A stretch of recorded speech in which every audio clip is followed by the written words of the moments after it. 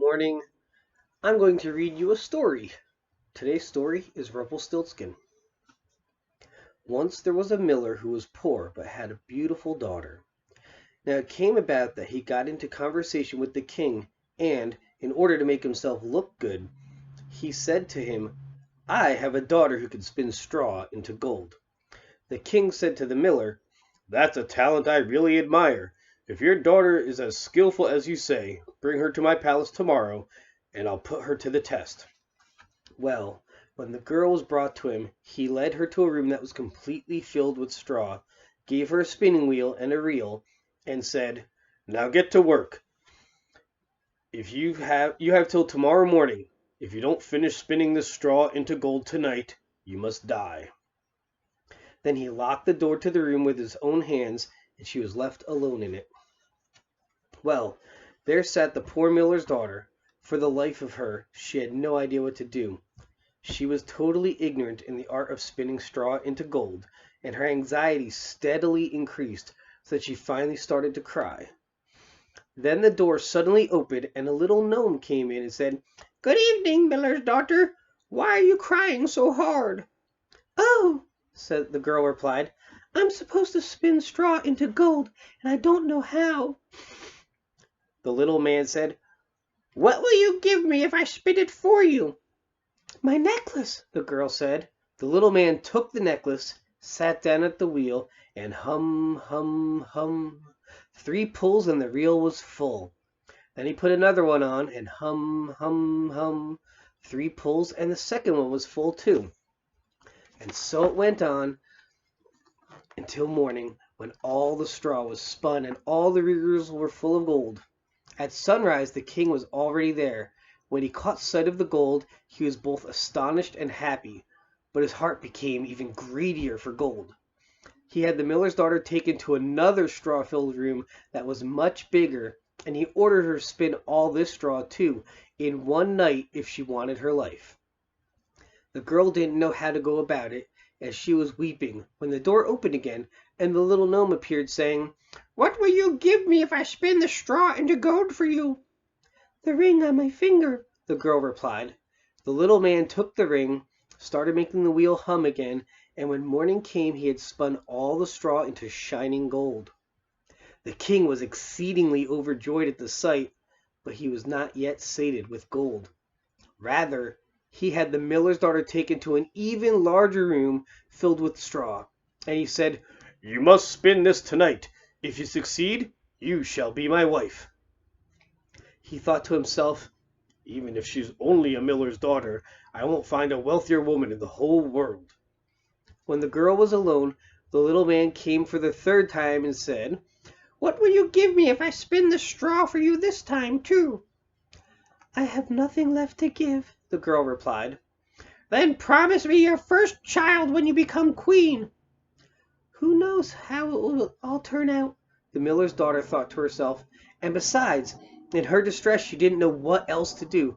So she promised the little man what he asked for, and in return the little man once more spun the straw into gold. When the king arrived in the morning and found everything as he had wished, he married her, and the beautiful miller's daughter became a queen. A year later she gave birth to a lovely child, and no longer remembered the little man. Then he suddenly entered her bedroom and said, "Now give me what you promised." The queen was alarmed, and offered the little man all the riches of the kingdom, if he would only let her keep her child. But the little man said, "No, a living thing is dearer to me than all the treasures in the world."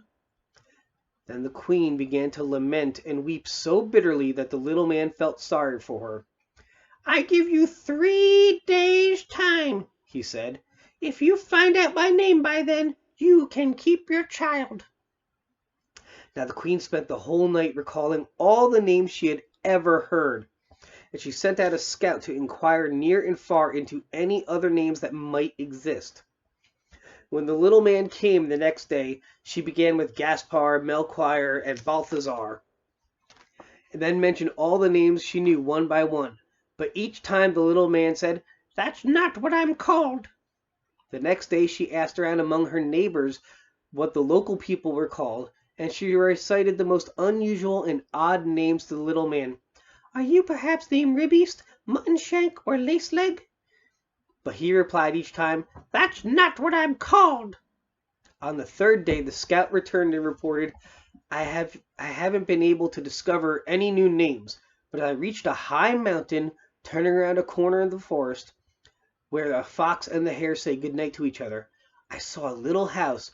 In front of the house was a fire burning, and around the fire a really ridiculous little man was jumping and hopping on one foot, yelling, "Today I bake, tomorrow brew, day after that fetch the queen's child. How glad I am that folks don't know, by the name of Rumpelstiltskin I go." You can imagine how happy the queen was when she heard the name. And when the little man came in shortly afterward and asked, "Now, queen, what's my name?" she first asked, "Is your name Kunz?" "No." "Is your name Heinz?" "No." "Could your name possibly be Rumpelstiltskin?" "It was the devil who told you that! It was the devil who told you that!"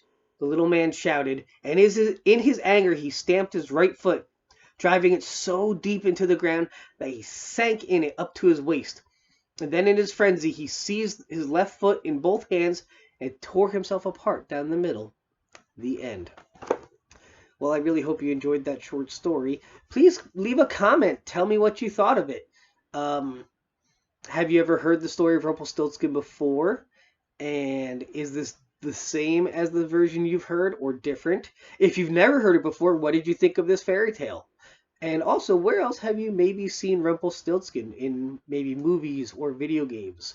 So yeah, check the comments, or leave the comments. You can check the comments after other people post stuff, and we'll do this again on Thursday. I'll read something else. Also, if there's something specific you want me to read, whether it's a short story, a fairy tale like that, or you want me to get into something longer and read like a chapter at a time, give me some ideas. All right, guys. Hope you enjoyed Storytime at Monkey.